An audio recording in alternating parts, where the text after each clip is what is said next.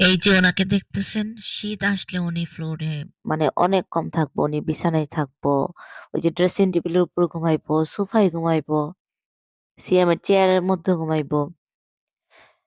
বাইরে সন্ধ্যা হয়ে গেছে।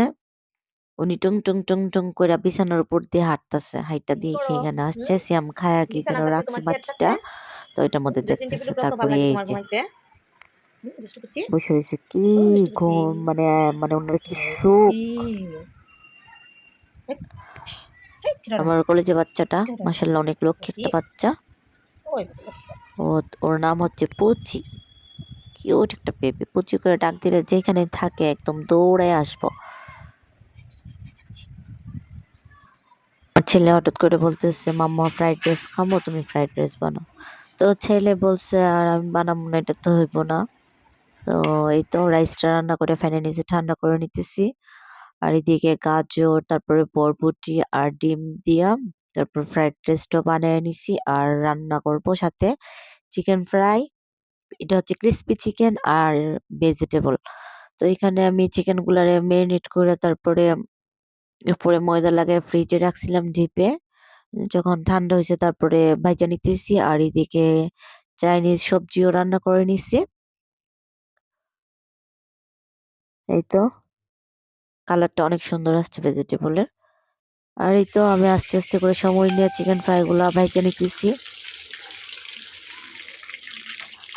আর বাচ্চারা কিছু খাইতে চাইলে আমি বাসায় তৈরি করে দেওয়ার চেষ্টা করি বেশিরভাগ সময়।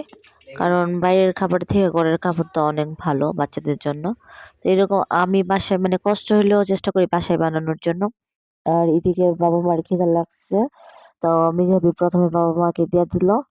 তারপরে বাকি যে চিকেন গুলা আছে ওগুলো আমি সবগুলা ভাইজা নেওয়ার পর আমরা সবাই একসাথে খাইতে বসবো।